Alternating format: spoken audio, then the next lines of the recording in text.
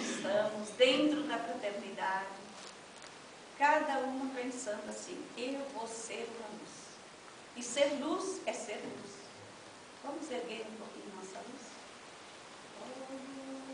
Do Senhor, que vem sobre a terra, inunda meu ser, permanece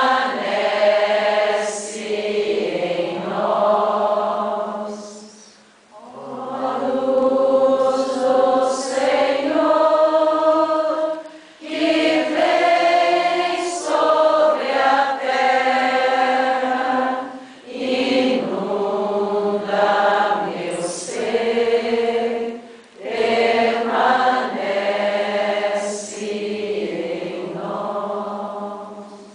Irmã, ser luz é ser vida, é ser presença, é ser alegre, é ser simples, é ser servidora, é ser discípulo.